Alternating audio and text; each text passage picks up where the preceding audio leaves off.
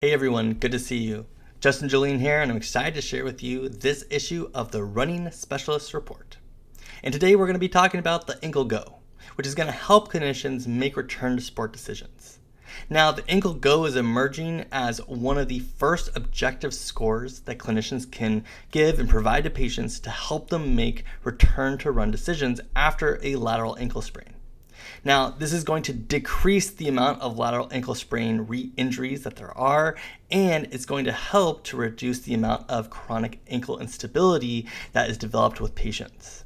So let me explain about the Ankle Go, how you can use it, and how it can improve your patient outcomes. So lateral ankle sprains in general are one of the most common sports injuries. And if you're a PT, I am sure you've seen a lateral ankle sprain.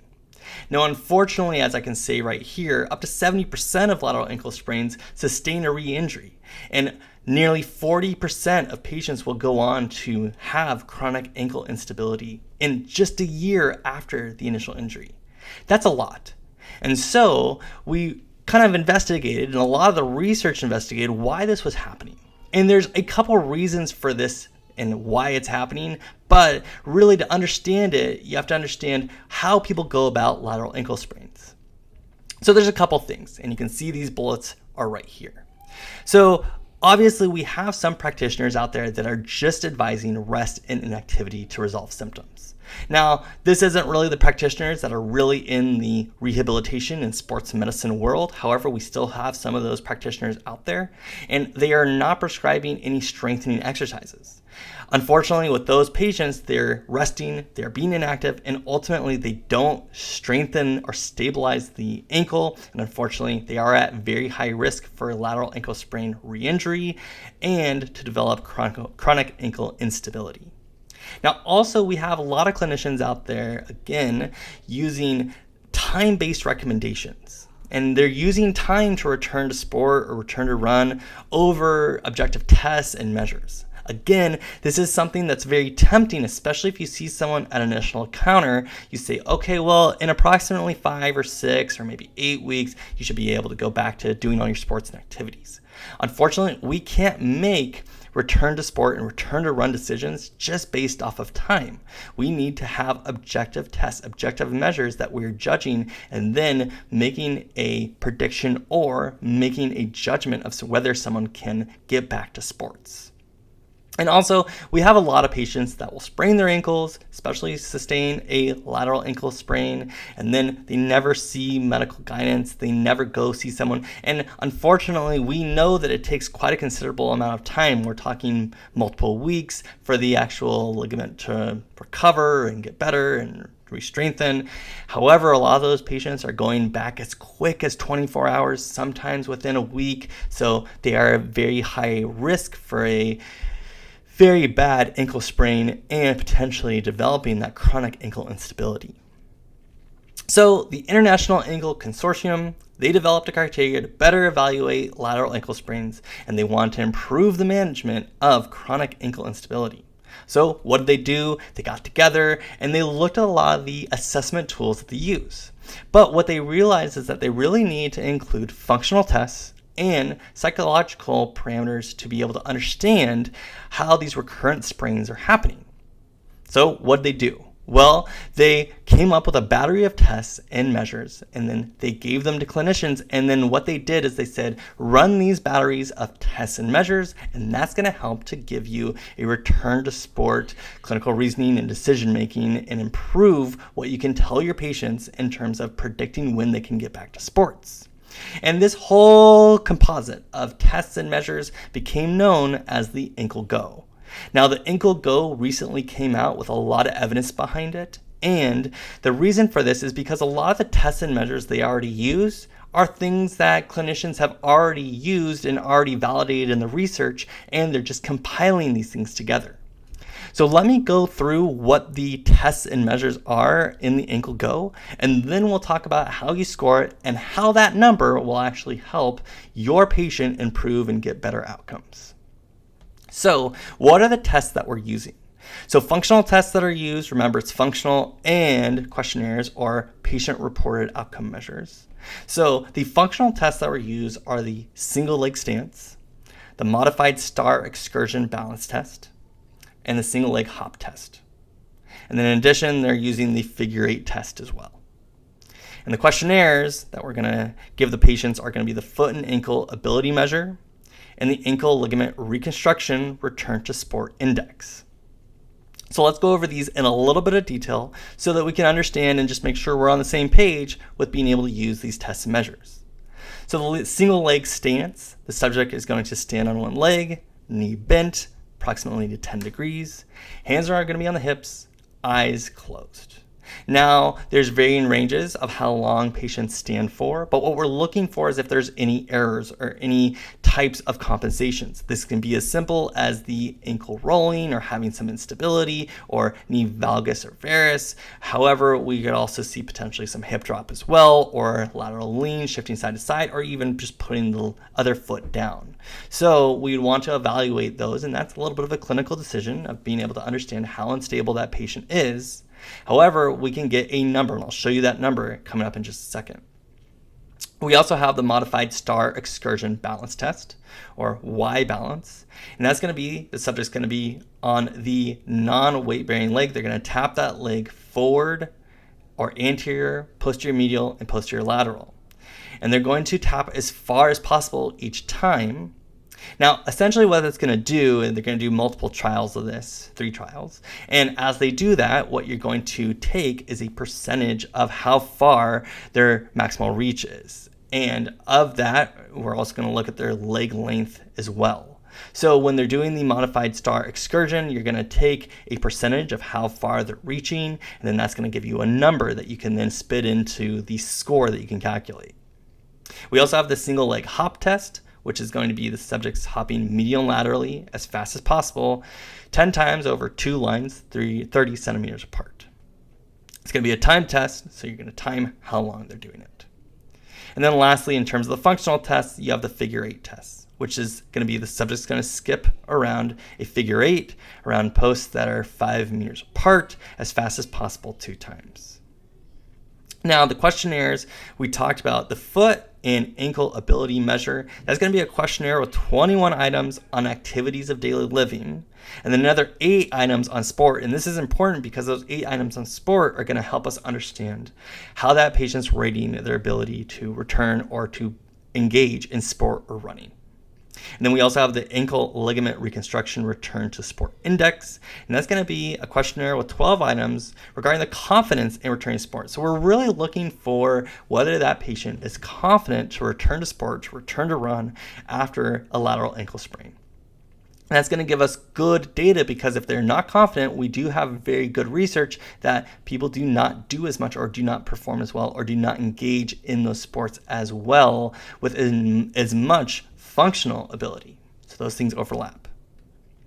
So let's go through what the ankle go score is. Now you can see I have each of these components here, the single leg stance, the Y balance that we talked about, and then the single leg hop, and also the figure 8.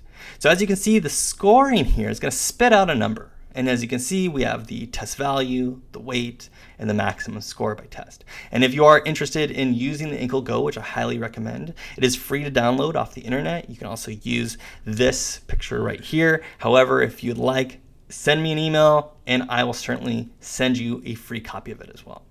So the single leg stance, you're going to see that it's going to be judged on errors and feelings of instability. So over 3 errors, you are going to have a score of 0 or a weight of 0. And 0 errors is going to be a weight of 2, so you're going to get 2 points.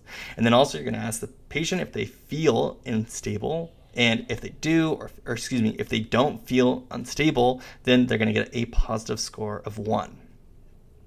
Now we have the modified star excursion balance test, and that is going to be judged on the composite scores and then also the percentage of anterior and posterior medial reaching. So for the composite scores, or for the score that's spit out as a composite measure, basically we are looking for whether they're able to get over 95%.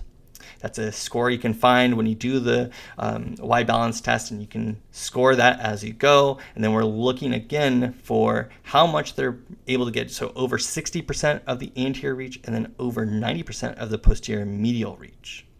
All that's going to help to score higher on these points. And then obviously we're asking, do you have any feelings of instability? And if they don't, you're going to then give them a +1. We next have the side hopping test. And on that, again, we're testing for time. So we're looking at over 13 seconds is going to be a 0 score, and then less than 10 seconds is going to be 4. And again, we're asking if they feel unstable. If they don't, we're going to give them a +1. Figure 8, again, time-based. So over 18 seconds to complete, we're not going to give them any points, but then less than 13 seconds, we're going to give them 2 points. No feelings of instability is going to be a +1. Let's go down to our patient-reported outcome measures or our questionnaires. And as we can see here, we've got it broken down into activities of daily living on the FAAM. That's going to be a score of over 95% to get 2 points. And then on the sports questionnaires of that questionnaire, so on that test in the sports section, if they are getting over 95%, again, they're going to get 2 points. On the ALR RSI index, we are going to see the under 55%. They are going to get a 0 score, and over 76, they're going to get 3. And as you can see, we've been keeping score here for these patients. And all those scores spit out to mean something. And what it means is that we can confidently then predict when our patient is going to return to sport or how they're doing on their recovery or return to sport progress. And this is return to sport, return to run, returning to high level activity. So let's talk about that. So for the ankle go, this is something clinicians should use. It's evidence-based and it's going to make better return to run and return to sport decisions for patients after a lateral ankle sprain. It also has very good research that's going to decrease the amount of chronic ankle instability cases that we see. So what are the numbers that we're looking for?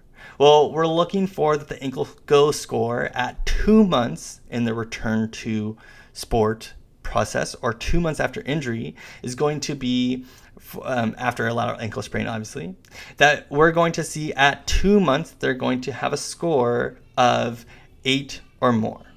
Because a score of less than 8 at 2 months, the patient was unlikely to return to their pre-injury level of function at 4 months. And also we're seeing that a score of under 7 points at 2 months has a low probability of returning to sport.